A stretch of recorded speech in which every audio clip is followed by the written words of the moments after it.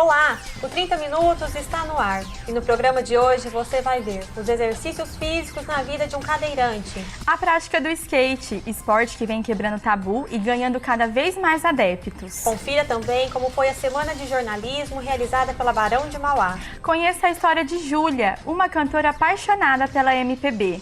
E veja como o mercado cervejeiro cresce em Ribeirão Preto e região.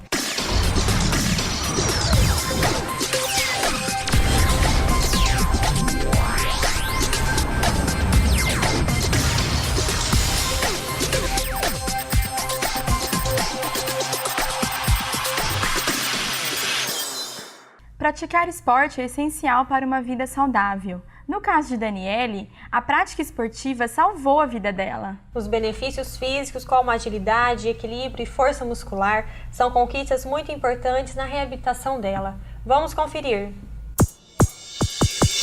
Praticar exercícios físicos é fundamental para manter a mente e corpo saudáveis.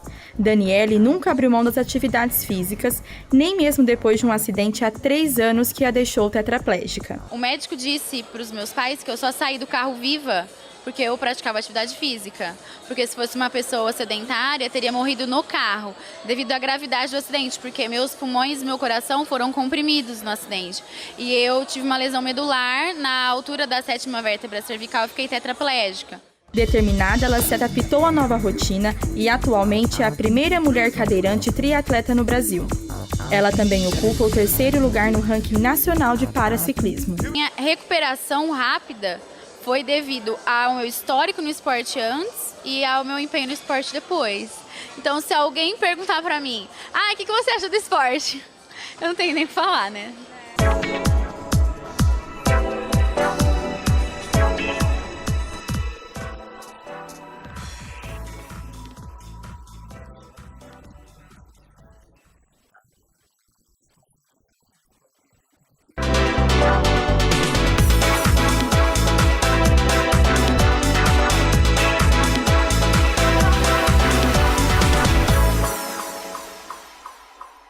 Para discutir melhor o assunto, está aqui no estúdio o educador físico Rodrigo Inoue.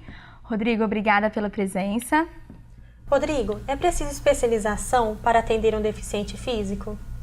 Primeiro, agradeço a oportunidade de falar um pouco de atividade física, que é um assunto que eu gosto muito. Não tem que ter uma especialidade para atender um deficiente físico. Na verdade, a gente deve encarar o deficiente físico como uma pessoa, enxergar essa pessoa como o mais normal possível. Por quê? Quando a gente vai montar um programa de atividade física para ela, a gente faz a avaliação e vê o que ela consegue fazer e o que ela não consegue fazer. Que seria a mesma situação que se um dia vocês fossem fazer atividade física. Eu teria que ver o que vocês conseguem fazer ou não conseguem e prescrever o treino em cima disso. Então, o deficiente físico, ele precisa de desenvolver todas as capacidades que nós também precisamos, como força, resistência, agilidade, coordenação motora. Claro que essa pessoa tem necessidades diferentes, assim, ela tem limitações que muitas vezes são maiores do que as nossas. Mas a gente encara um deficiente como uma pessoa normal. E a partir daí a gente prescreve o treinamento dela. Ok. Rodrigo, o que a maioria das pessoas buscam nas academias? Qualidade de vida ou corpo bombado? Olha, eu acho que isso está muito relacionado à idade com que a pessoa procura academia. Esse corpo bombado geralmente eu vejo quando são mais jovens. Quando os jovens querem ir para a academia, eles vão primeiramente por estética. Uhum. Quando a pessoa é mais nova, acho que ela tem essa questão de se firmar, de querer parecer mais bonita. Então, o primeiro momento, a pessoa vai para a academia buscando ficar mais bonita. Agora, quando a gente vai envelhecendo, a preocupação passa a não ser tanta beleza, mas do jeito que a gente está, né? Que já começa a aparecer mais problemas de saúde, começa a ter mais limitações no dia a dia. Então, se for mais jovem, geralmente eles procuram estética. Depois, com o passar do tempo, é mais saúde. Rodrigo, agora quem faz as perguntas são os nossos colegas. Rodrigo, qual a frequência saudável para praticar exercício físico? Olha, o que a Organização Mundial de Saúde fala são em 150 minutos semanais. Então, se a gente ficar baseado em 150 minutos semanais, seria fazer atividade 3 vezes por semana de 50 minutos ou 5 vezes de 30 minutos, tá? Tentar fazer pelo menos 3 vezes por semana, para também não fazer um dia de 150 minutos, mas a gente tentar dividir isso aí em pelo menos 3, de 3 a 5, 6 dias por semana, e somando esse tempo seria o ideal. Rodrigo, hoje a expectativa de vida é maior e as pessoas querem chegar à terceira idade com mais disposição e saúde. Quais são as atividades físicas mais recomendadas para as pessoas da terceira idade? Olha, atividade física mais recomendada para pessoas de terceira idade é atividade física, independente se for dança, se for musculação, se for natação. O importante é essa pessoa fazer atividade física. Agora, se você me perguntar assim, olha, escolhe uma atividade que talvez seja mais completa para um idoso, seria a musculação, treinamento de força. O treino de força, ele deve preceder qualquer outro esporte. Rodrigo, na outra ponta, né, vem as crianças que desde cedo são induzidas nessa busca do corpo perfeito. Qual que é a idade certa para os jovens se iniciarem na musculação? Olha, essa é uma questão cultural nossa, né? Desde cedo a gente é bombardeado por imagens e padrões de beleza. E os jovens são muito influenciados por padrões de beleza ou por eles querem ser aceitos, né, como pelos meninos ou os meninos que começam a paquerar nessa idade. Então essa é uma questão que a gente tem que trabalhar desde cedo com as crianças, porque isso muitas vezes a gente carrega para a vida adulta, e é por isso que às vezes a criança quer fazer atividade que não é adequada para ela, quer fazer mais do que é adequado, ou o jovem começa a buscar esteroides para ficar mais forte, muitas vezes porque ele acha que isso é sinal de sucesso e de conquista de meninas ou meninos, né, de outros garotos ou garotas.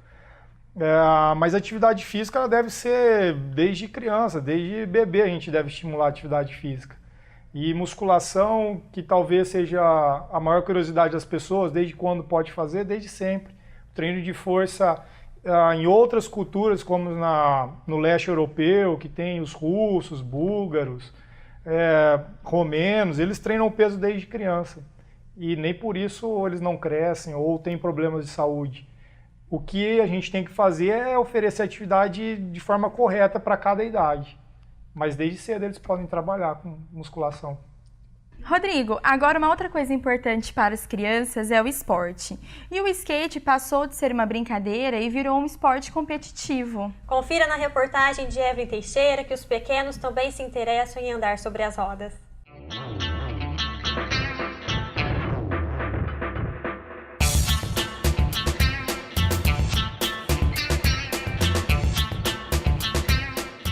O skate vem ocupando espaço entre os jovens.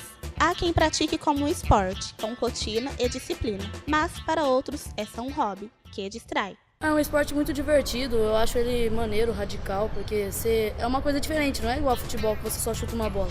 Antigamente, o skatista não era bem visto pela sociedade e sofria até discriminações por praticarem esse esporte. Eu acho que diminuiu bastante essa discriminação que o skatista tinha antigamente. Na verdade, eu acho que hoje em dia o skate está se tornando mais profissional. Como o skate é esporte, pode ajudar na socialização, evitando até a queda de jovens na criminalidade. Não só o skate, como qualquer esporte tira, porque a pessoa ocupa a cabeça. Ela faz alguma coisa em vez de ficar em casa parada. Com o passar do tempo, a prática de andar de skate foi ganhando mais popularidade no Brasil. Passou de geração em geração até atingir os mais jovens, que hoje descobrem o amor pelo skate ainda na infância. Rodrigo, o skate é um esporte radical. Quais as suas dicas para que as crianças não se machuquem durante as atividades? Olha, a dica para não machucar com o skate é como qualquer outro esporte, né?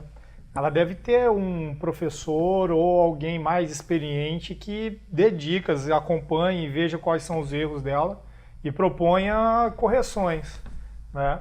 Agora, machucar faz parte do esporte também, cair, aprender, levantar, qualquer coisa que a gente faz, a gente está sujeito a errar e acertar.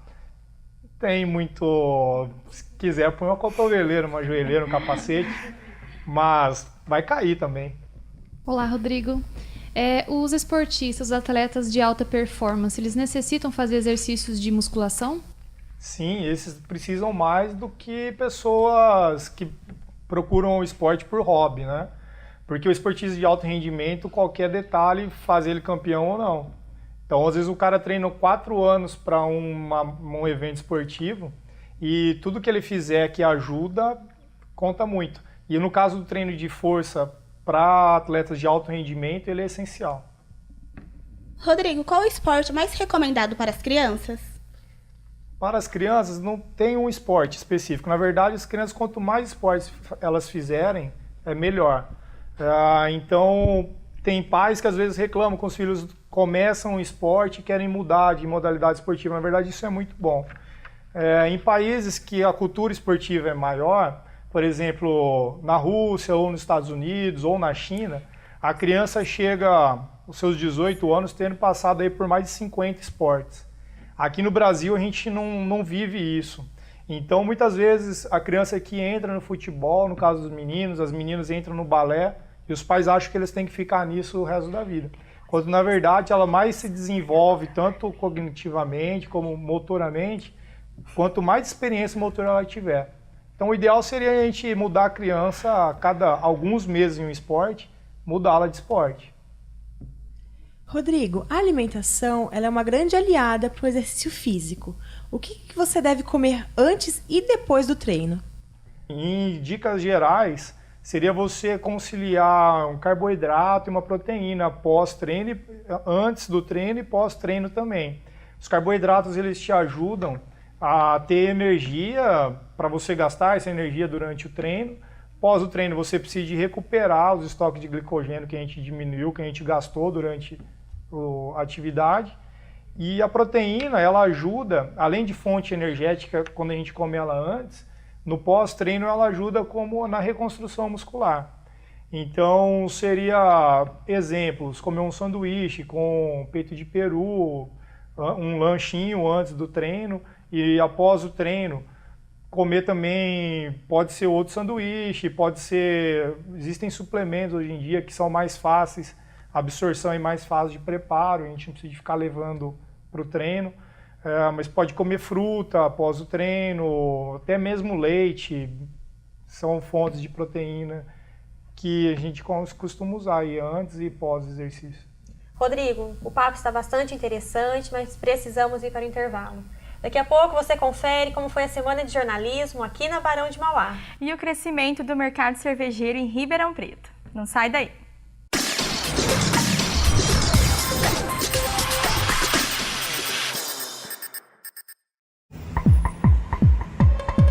Somos ousados, inovadores, corajosos. Nos encaixamos em tudo que seja novo. O que nos diferencia? A gente não se contenta. Vamos descobrir o que ainda não imaginamos. O que nos move é a vontade de aprender. E a curiosidade de tentar. Somos inquietos, destemidos, transformadores. O que nos atrai é a ação. Queremos testar limites. Desafiar o que já foi feito. Nossa experiência acontece na prática. E estamos cada dia mais preparados para deixar a nossa marca. Somos quem vai lá e faz. Barão de Mauá. Vestibular 2016, 14 de novembro.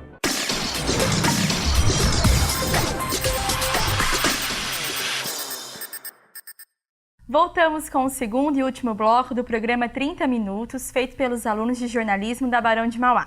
E falando em jornalismo, a Barão de Mauá organizou mais uma semana de eventos sobre a profissão. Foram 4 dias com palestras sobre os rumos do jornalismo e a apresentação de trabalhos dos universitários. Na abertura foram apresentados vídeos e impressos produzidos pelos alunos e os resultados de um trabalho científico. Na verdade me encantou, eu estava lendo as coisas e eu falei assim, peraí, eu achava meio assim, ficar lendo livro teórico, e eu falo assim, cara, eu gosto do Bueno, eu gosto do que ele escreve, eu quero ler mais e tudo mais. No segundo dia, uma mesa redonda formada pelos professores Marcos de Assis, Silas Nogueira, Renata Canales e Valéria Santos discutiu sobre os rumos do jornalismo. O editor do jornal Folha de São Paulo, Luiz Eblac, encerrou com a palestra O Futuro do Impresso. Eu não acho que o jornal impresso vai morrer, não. Ele vai mudar. E é isso que eu não sei qual que vai ser a cara dele daqui a alguns anos. O terceiro dia contou com as palestras do doutorando em comunicação social José Melo, que abordou o tema jornalismo literário. O Euclides da Cunha realizou uma peça literária, mas também jornalística, que seria o precursor, né, do que seria considerado o jornalismo literário do Brasil. E com a jornalista Ana Cândida Tofete Oliveira, com a palestra Os Rumos da Assessoria de Imprensa. O quarto e último dia do evento apresentou a palestra Os Rumos do Jornalismo Investigativo, ministrada pela professora doutora Paula Melani, da Universidade Estadual do Paraná. Uma boa matéria depende de uma boa apuração. E o jornalismo investigativo, ele está imbricado com a questão da apuração. Você não consegue fazer jornalismo investigativo sem ter uma boa apuração. Os alunos também tiveram a palestra Revista Impressa e Digital do editor-chefe da revista Revide, Murilo Pinheiro. Está todo mundo tendo que se reciclar, se reaprender, né? Porque a forma de se trabalhar nas redações, a forma do jornalista trabalhar não é mais a mesma. Hoje o jornalista pode trabalhar em casa, pode trabalhar para um veículo de uma cidade distante, mandando conteúdo, ele pode ter um blog num portal de notícias, ele pode fazer assessorias de imprensa. E hoje, por exemplo, o trabalho home office, né, que o pessoal está falando, também tá muito posto. Quer dizer, não há mais uma necessidade de você se deslocar a uma redação todos os dias. Pois é a profissão que nós escolhemos. E você, Rodrigo, como escolheu sua profissão? Na verdade, minha primeira escolha foi fisioterapia. Mas aí, na época de fazer o vestibular, eu gostava da área de saúde, né? E aí eu fiquei indeciso no que fazer e acabei entrando na educação física. Mas assim, o que eu gostaria de fazer era alguma coisa relacionada à saúde. E ainda bem que eu escolhi a educação física. E você é realizado da profissão? Sim, sou muito realizado na minha profissão. Adoro o que eu faço. E quando você estava na faculdade, imaginava que a prática da profissão seria dessa forma mesmo? Mais ou menos. Quando eu me formei, faz mais de 10 anos, faz 11 anos que eu me formei, o mercado de personal trainer ainda estava começando. A gente via mais atividade relacionada à preparação física de esportes e as academias ainda eram meio desorganizadas em relação. Muita coisa mudou, até mesmo porque o Conselho de Educação Física ele é recente, ele tem pouco mais de 10 anos. Ele foi fundado quando eu entrei na faculdade, estava coincidindo naquela época.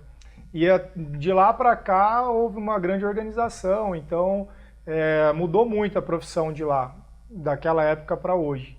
E tem quem tenha talento para seguir como profissão a área artística. Aqui na Barão, uma aluna de publicidade e propaganda encanta os colegas com o canto. E a preferência da cantora é a música popular brasileira. Vamos ver?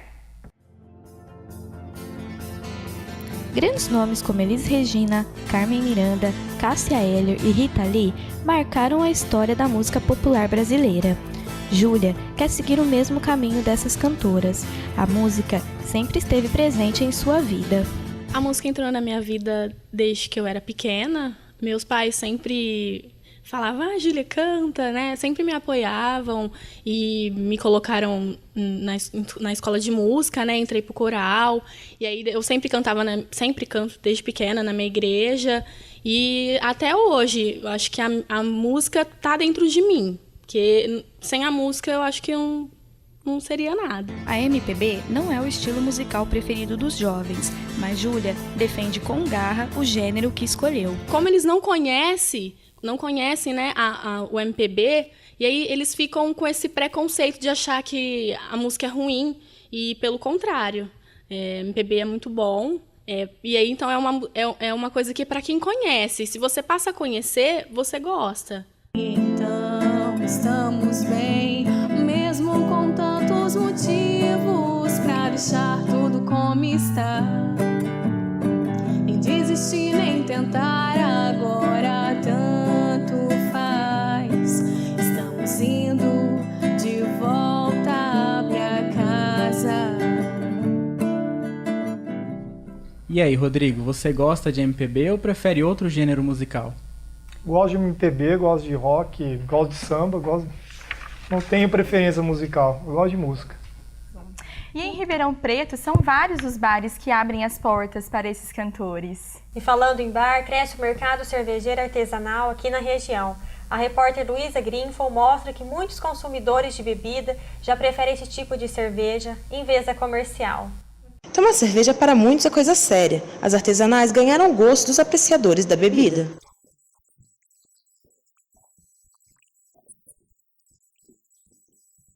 A cervejaria que mantém no mesmo lugar bar e produção é chamada de brew pub, algo ainda limitado por aqui. Existem muito poucos brew pubs no Brasil, até por um obstáculo da legislação que dificulta esse modelo de negócio, mas se você faz um paralelo com o mercado de cervejeiro americano, que é um mercado muito mais desenvolvido da cerveja artesanal, enquanto aqui nós temos menos de 10 brew pubs no Brasil inteiro, lá eles já têm 1.800 brew pubs nos Estados Unidos.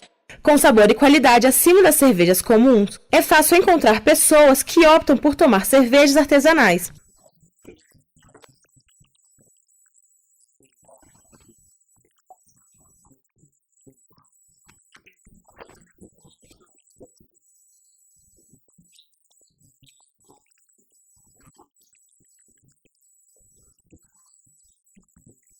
E você, Rodrigo, gosta de uma cerveja? Sim, gosto, principalmente as de trigo. De acordo com uma pesquisa realizada em Bruxelas e foi publicada no Brasil em vários jornais e revistas, como na revista Exame, tomar cerveja depois do exercício físico é tão benéfico quanto tomar água para hidratação. O quanto de cerveja uma pessoa deve tomar para ser saudável? Olha, na verdade em Bruxelas eles gostam de cerveja que eles usam até de desculpa depois de correr, né? Mas assim, a cerveja é um bom nutriente, ele foi criado justamente com essa finalidade de ser um nutriente, né? Pelos monges, quando eles ficavam em jejum. Mas assim, depois de atividade física não é o melhor repositor energético, né? O álcool ele também ajuda a desidratar. Então, até mesmo essa pesquisa, ele fala da pessoa tomar de 1 a 2 copos pós-atividade física, não é tomar muita cerveja. Agora, talvez seria melhor comer e se hidratar e depois tomar mais cerveja do que só 1 ou 2 copos, né? Uma nutricionista da Unifesp fez uma pesquisa que indica o consumo de cerveja para corredores, já que a bebida é repleta de proteínas, antioxidantes, minerais e ela tem baixa caloria quando comparada a outras bebidas. Ela também fala que a cerveja deve ser tomada na noite anterior à corrida ou como pós-treino. Você indicaria o consumo de cerveja para seus alunos corredores? Depende. Se o atleta se sente bem tomando 1 ou 2 cervejas no dia anterior, ou mesmo depois da prova ou do treino, eu não vejo problema. Agora, tomar cerveja para melhorar o rendimento, se não é o hábito dele, também não vejo sentido. Depende, se a pessoa se sente bem, ok. Rodrigo, uma pessoa consegue balancear as atividades físicas e a dieta sem precisar diminuir a quantidade de cerveja consumida e ainda assim consegue alcançar sua meta? Olha, a cerveja também tem caloria, tem nutrientes e como qualquer dieta também deve ser considerado a quantidade de calorias ou nutrientes que ela está ingerindo. Então, aumentar ou diminuir o consumo de álcool interfere na dieta. Quanto tomar ou não tomar, o nutricionista tem que fazer essa análise e orientar a pessoa. Se tomar demais, pode atrapalhar a dieta. E qual a quantidade certa depende. Para cada pessoa é uma quantidade. Rodrigo, muitos profissionais da área da saúde discutem a respeito do dia do lixo. O que você acha a respeito? Funciona? Olha, o dia do lixo, eu não gosto do dia do lixo. Eu acredito que a gente tirar um dia para comer totalmente errado, não vejo sentido nisso. Agora, também comer 100% do tempo certo é impossível, né? Eu não sei se for uma pessoa, um atleta de alto rendimento, que o cara seja tão disciplinado. A gente só vai ver essa característica em quem é um atleta de alto rendimento, de comer 100% certo. Agora, se não tem o dia do lixo, então uma estratégia seria a gente acertar aí pelo menos 80% do nosso dia, né? Se a gente se alimentar errado, 20%, se alimentar certo, 80%, a gente vai ter bons resultados com isso. Rodrigo, existem riscos numa simples atividade física como uma corrida de rua? Uma pessoa decide correr, existem riscos nessa atividade sem monitoramento de um profissional? Sim, existem riscos, como qualquer atividade física. As pessoas devem buscar orientação. A corrida de rua, a gente viu um grande crescimento da corrida de rua e junto com esse crescimento, muitas lesões. As pessoas se machucam muito. E aí é até comum a gente escutar que as pessoas falando, eu não nasci para correr, eu não me dou bem com a corrida, eu me machuco demais. Na verdade, a pessoa não está preparada para correr. E esse que é o problema. Algumas pessoas, dependendo do histórico de atividade física, conseguem correr até sozinhos, sem monitoramento. Mas não é a realidade, a maioria das pessoas se machucam mesmo. Por isso é importante ter orientação, por isso que a gente trabalha na orientação e também na parte de desenvolvimento da técnica, de habilidade motora. Então é importante procurar um especialista que oriente essa atividade. Rodrigo, quais os riscos que uma pessoa corre praticando a corrida com o tênis errado? Lesões, né? E as lesões são variadas. Pode ser geralmente lesão articular, né? Tornozelo, joelho, quadril e algumas vezes a coluna. São as articulações que mais sofrem quando a pessoa usa o tênis errado. Porque existem tênis para pisadas diferentes, a gente tem basicamente 3 tipos de pisada e o tênis então deveria acompanhar esse tipo de pisada. Agora, se a gente escolher um calçado inadequado, também ele atrapalha. Então tem um tênis certo para cada pessoa. Rodrigo, obrigada pela sua participação. O papo foi bastante interessante. Obrigada aos meus colegas de jornalismo. E o 30 Minutos fica por aqui. Até a próxima. Tchau.